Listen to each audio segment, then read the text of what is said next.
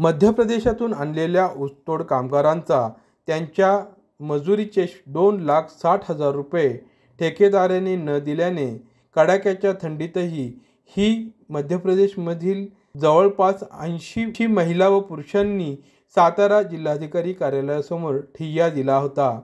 या संदर्भात कामगार आयुक्तांशी RPI गवई गटाचे जिल्हाध्यक्ष संजय गाडे यांनी मध्यस्थी करीत चर्चा केल्यानंतर इनामदार नावाच्या व्यक्तीकडून या मजुरांना 2,60,000 रुपये येणे असल्याची माहिती मिळाल्यानंतर सदर व्यक्तीस संपर्क करून ही रक्कम मजुरांना देण्याचा प्रयत्न करण्यात आला असून सदर इसमाने देखील ते देण्याचे मान्य केले आहे।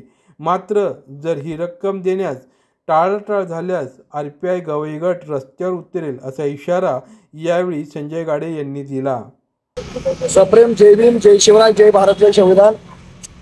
आज पुन्हा एकदा पत्रकारांच्या समोर येण्याचा प्रयोजन असं की पाठीमागे पाहू शकता मध्य प्रदेशमधून ऊसतोड कामगार खटाव तालुक्यातल्या एका खाजगी कारखान्यासाठी ऊसतोड करण्यासाठी घेऊन आले।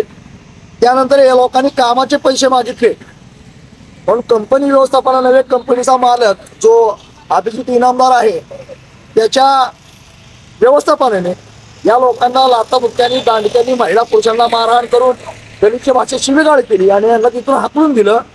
3 दिवस यांची ससे ओलपट चालली होती।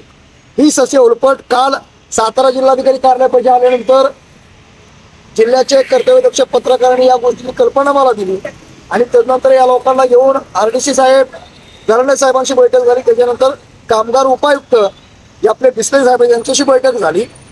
त्यानंतर आज त्यांनी त्या पत्रामध्ये अभिजित इनामदार नावाचा कारखानदार, वडूज पोलीस चौकीचे PI शेलार, इथले कोकणी विभागाचे पोलीस प्रशासन आणि RPI चे पदाधिकारी आणि कामगार आघाडीचे जिल्हाध्यक्ष किशोरभाऊ धुमाळ यांच्यासोबत आता किमान 7:45 वाजेपर्यंत कर्तव्यदक्ष सहाय्यक कामगार आयुक्त बिस्ले साहेबांच्या केबिनमध्ये साधक-बाधक चर्चा झाली आणि त्या चर्चेअंती या लोकांची जी काय 2,60,000 रुपये मजुरी राहिलेली आहे ती कंपनी कारखानदार इनामदारानं उद्याच्या उद्या 12 वाजेपर्यंत बिस्ले साहेबांच्या केबिनमध्ये सर्वांच्या समक्ष, PI साहेबांच्या समक्ष यांना अदा करण्याचा निर्णय झालेला आहे।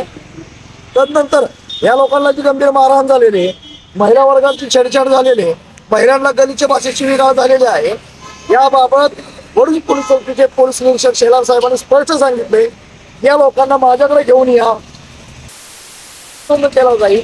म्हणजे किमान सातारा जिल्ह्यातल्या जागृत पत्रकारांच्या मुळे रिपब्लिकन पार्टी ऑफ इंडियाला हा विषय समजला। उद्या जर कंपनी कामगार जो आहे, कंपनीचा कारखानदार जो आहे, मालक इनामदार सांगितल्या पद्धतीनं उपायुक्तांनी जी प्रोसिजर नोंद केलेली आहे, या गोष्टीला जर कारखानदार अभिजित इनामदारानं छेद देण्याचा प्रयत्न केला, यांचं कष्टाचे पैसे देण्याचा जर टाळाटाळ केली, मग मात्र Republican party of India RPI स्टाईलने व्यवस्थापक असेल, कारखानदार अभिजित इनामदार असेल किंवा ते ठेकेदार रणजित माने असतील किंवा आणि कोण असतील, यांना मात्र मग RPI स्टाईलने वरती आणू एवढं शाश्वत करतो।